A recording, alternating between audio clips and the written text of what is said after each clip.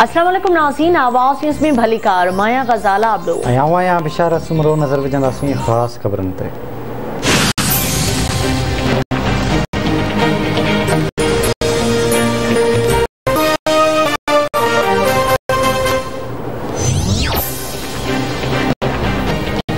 वालारियल कश्मीर जी रियासती हिस्से ते भारत जे धारे के 2 साल मुकमिल माथरी में मुकमिल हड़ताल। 2 साल पहिरियां अॼु ॾींहुं मोदी सरकार वालारियल कश्मीर जी ख़ासि हैसियत ख़त्म करे रियासत जो दर्जो खसे वरितो हो ऐं धार झंडो बि लाहे छॾियो हो।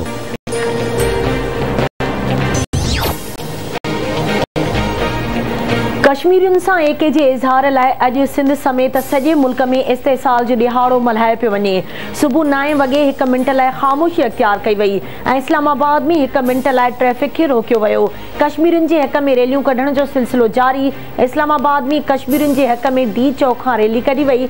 सदर डॉक्टर आरिफ अलवी पडई वज़ीर शाह महमूद कुरैशी, फवाद चौधरी, शेख रशीद जी बि शिरकत।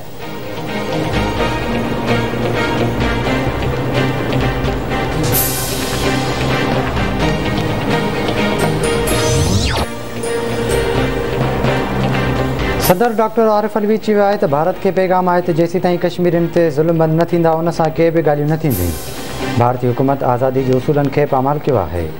पाकिस्तान वालारियल कश्मीर खे आज़ादु करे सुख जो साह खणंदो।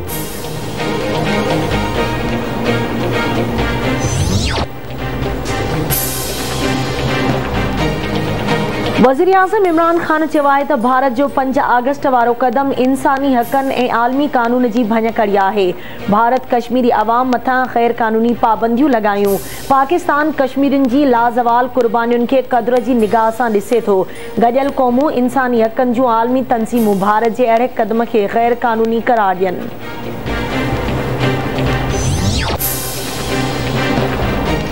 Army chief general Qamar Javed Bajwa चयो आहे त वालारियल कश्मीर में बदतरीन रियासती जबर जारी आहे ऐं वालारियल माथरी में इंसानी हक़नि जूं भञकड़ियूं पैदा कयूं वियूं आहिनि। वालारियल कश्मीर में सलामती दौरान ख़िते जे अमन लाइ ख़तरो आहे। कश्मीर मसइले जो हल ख़िते में अमन ऐं इस्तेहकाम लाइ ज़रूरी आहे।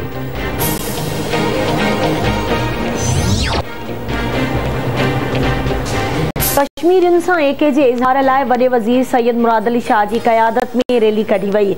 रैली में कोर कमांडर, सूबाई वज़ीरनि, chief secretary, IG police commissioner ऐं ॿियनि आला ऑफिसरनि जी शिरकत। CM हाउस जे लॉन में पाकिस्तान ऐं कश्मीर जा झंडा बि फड़काया विया। रैली में शरीक अॻवाननि बांतिकारियूं पटियूं ॿधी कश्मीर में भारतीय ज़ुल्मनि ख़िलाफ़ एहतिजाज कयो।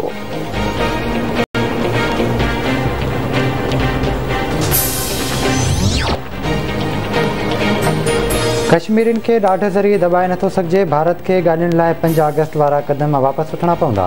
5 अगस्त वारनि क़दमनि ख़िलाफ़ कश्मीरी मुतहिद आहिनि। पाकिस्तानी क़ौम बि कश्मीरियुनि सां गॾु आहे। पाकिस्तान भारत सां तकरारनि जो पुरअमन हल चाहे थो।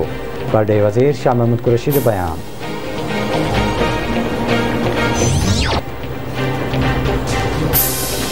वालारियल कश्मीर जी ख़ासि हैसियत ख़त्म करणु ग़ैर क़ानूनी अमल आहे। कश्मीर जे घेराव खे माज़ी जे कारे बाबतोड़ यादि रखियो वेंदो।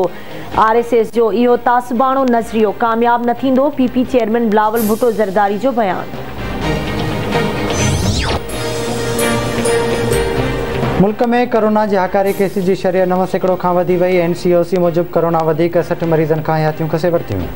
5661 नवां केस रिपोर्ट। फौतुनि जो अंग वधी 23,635 थी वियो। मजमूई केसिस 10,53,660 ताईं पहुची विया। 24 कलाकनि दौरान 6,787 मरीज़ कोरोना मां सिहतयाब थी विया।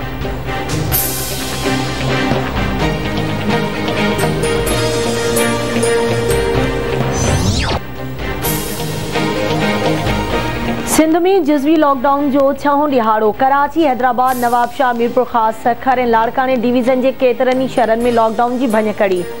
कारोबार ऐं ट्रांसपोर्ट खुलियल। इस्लाम कोट ऐं काज़ी अहमद में मालपड़ियूं लॻायूं वियूं। माण्हुनि जी रश।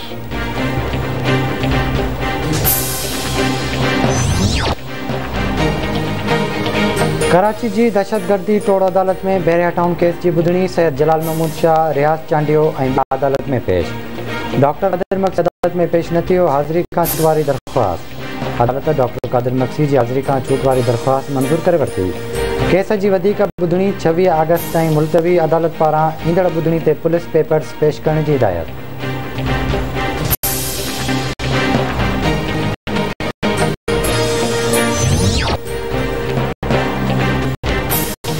हैदराबाद में कोहिसार वेझो सिंधु दरिया डाउन स्ट्रीम में 2 सगन भाइरनि सूधो 4 ॼणा बुॾी विया।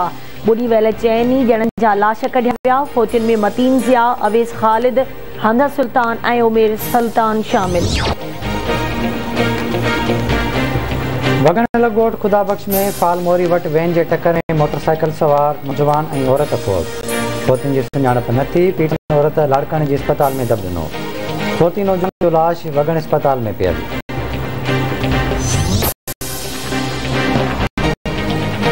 जैकबाबाद भरसा कौमी शाहराह बुघिया पुल वटि वेन मोटरसाइकिल में टक्कर। बलूचिस्तान वासी नौजवान फौत, संदस अमर जख्मी।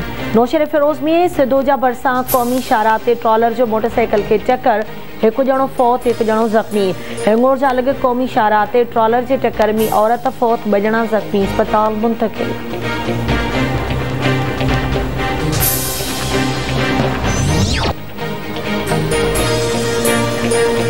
गड़ी खैरो भरसा ॻोठ सरदार दादमहर लोहर में ज़मीन जे तकरार तां मक्सी बिरादरी जे 2 धुरियुनि में झेड़ो, 1 ॼणो क़तल। गोली लॻण सबबि अली गौर मक्सी मारिजी वियो। धुरियुनि में छिकाण तेज़ थी वई।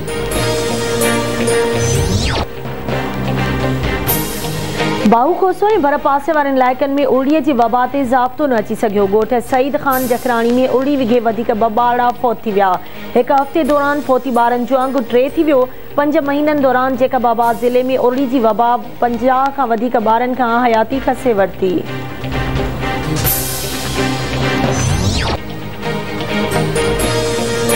खैरपुर लॻोठ मिठो मरी जो रहवासी ॿाड़ो दिलावर उर्फ़ बाबू फुलकोटरो 10 ॾींहंनि खां गुम। वाटसन पारां थाणे ते गुमशुदगी जी NC कटराइण बावजूद पुलिस का अॻभराई न कई। वारस परेशान।